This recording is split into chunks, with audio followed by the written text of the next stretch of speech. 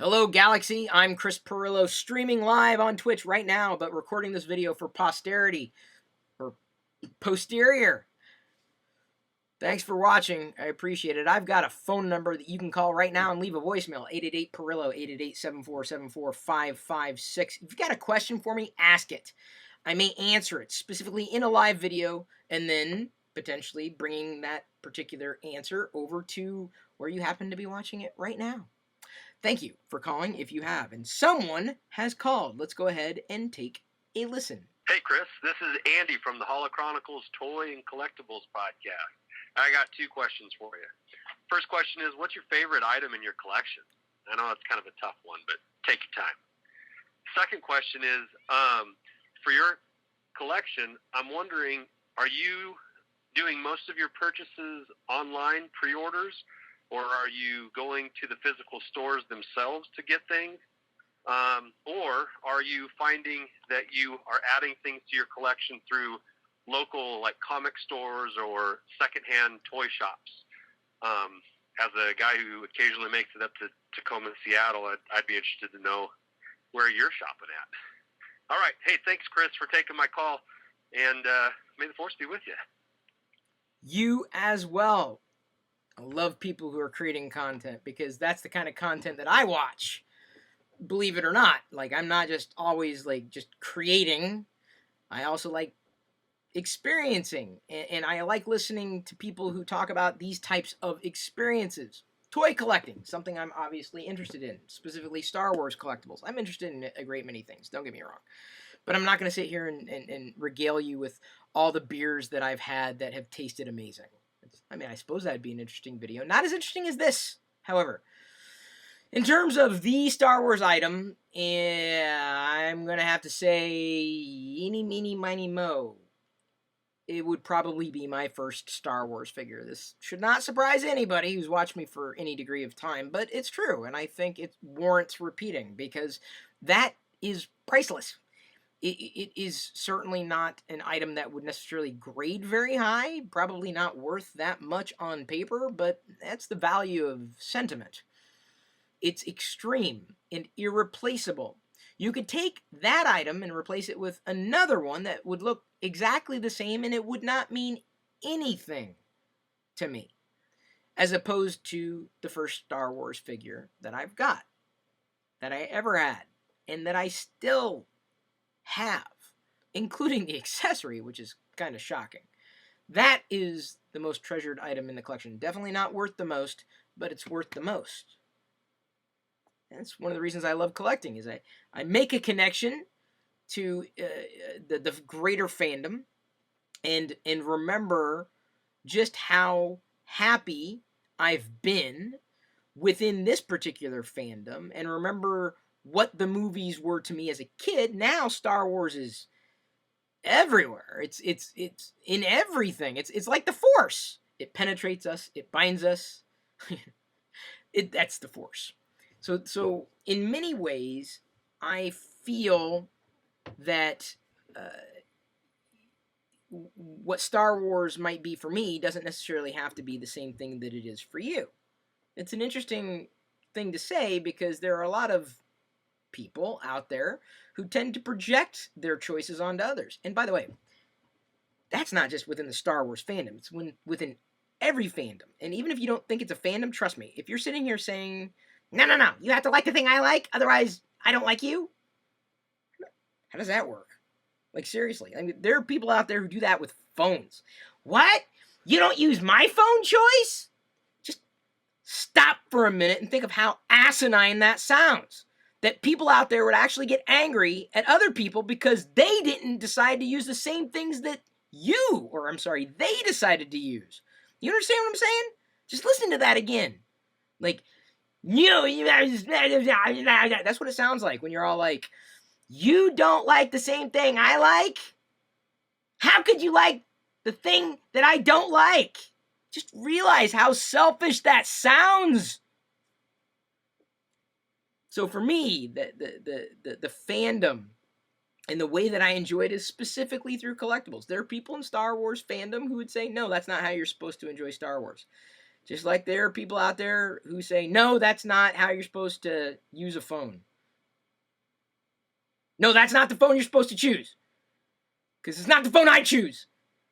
Therefore, you're wrong. This can't possibly be subjective. It's very objective.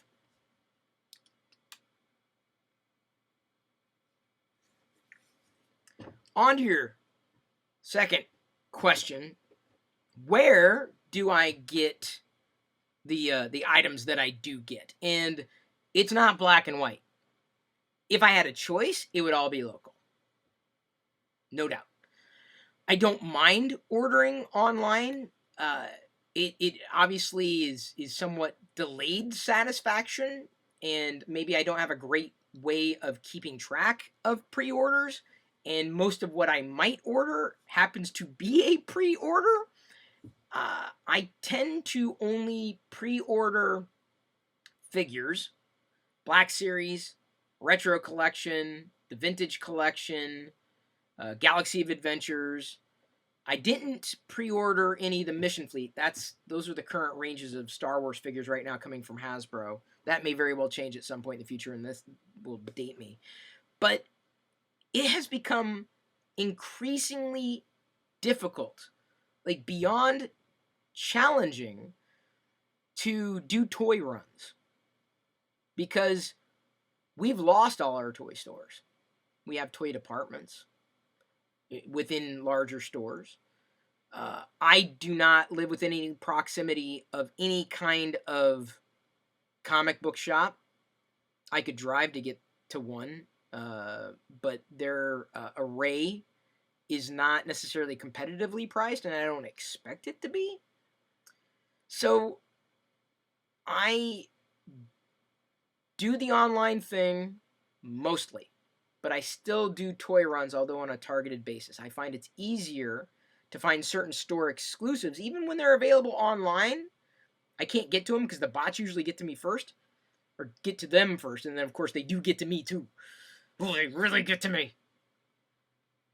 That is well-placed vitriol, right? Getting mad at the bots who buy out all the pre-orders, whether we're talking PS5s, Xbox Ones, or the latest Black Series figure wave. It doesn't matter. If you're someone who wants to get something, get what you want. I don't care. I wish I could get it locally, though.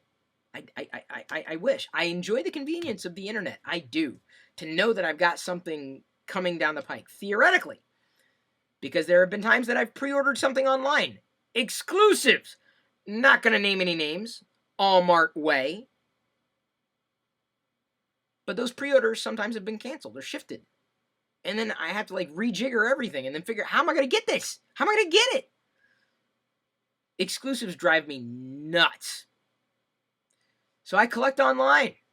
When I need to pre-order, when I feel like that's the best way to get it, I also collect and get things in stores. And usually the store, and seeing something at the store, might very well be an impulse buy. There have been times that I've pre-ordered a wave that hadn't shipped yet, I hadn't been charged for, and I found that wave in a local store, and I got it there. And so it's a mix, which makes it a total mess. I also will thrift. That's probably my favorite part of, I guess, collecting these days, is the thrifting or the flea market finds or the toy show finds. Though we haven't had too many toy shows as we're currently in the middle of a pandemic, and those social situations have completely shut down. I enjoy that because it's serendipity. You never know what you're going to see. You never know what you're going to find. You never know what you're going to get. And that's very enjoyable.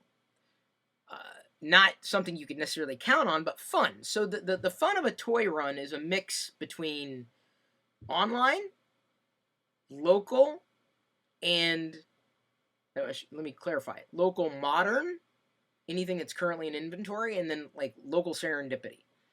It's a mix. I don't think I have a priority. I'll also go a step further. There are times that I'll go down the rabbit hole with Facebook groups or local selling opportunities, or buying opportunities, I should say, on Facebook. Picking up items that are a pretty good deal there, or going all the way down the dark path of auctions. Those are dangerous. But I'll often turn to resources like eBay when I need to get something or thinking about getting something and I can't get it any other way. I also turn to friends who live in proximity to Disneyland or Disney World to get exclusives, Disney Parks exclusives. Like right now, I was lamenting to a friend, oh, look at that. Some items have I just got an email. I was just talking about like pre-ordering. Give me a second. I'll tell you what shipped here. Seriously, that was the email notification I got. I'm not going to show you the actual email. That's boring. Who wants to read anything on a YouTube video? Or a Twitch video, because I'm streaming this live. Only at Walmart. The Black Series Snow Trooper Holiday Edition. This is a prime I'm not joking. You got y'all seriously. Like it's like I've got to be careful about what I show. Yeah, I'm not going to show you. Because too much personal information might be in there. The Holiday Trooper. We're now in January. Like this thing should have shipped in November. I had the other 4 Holiday Troopers of the Black Series, not the 5th one, the Walmart Trooper, and they're shipping it mid-January. It's great. I'm prepared for next holiday season, but you like missed it by a month, dude. We're like late. We're on the cusp of February right now.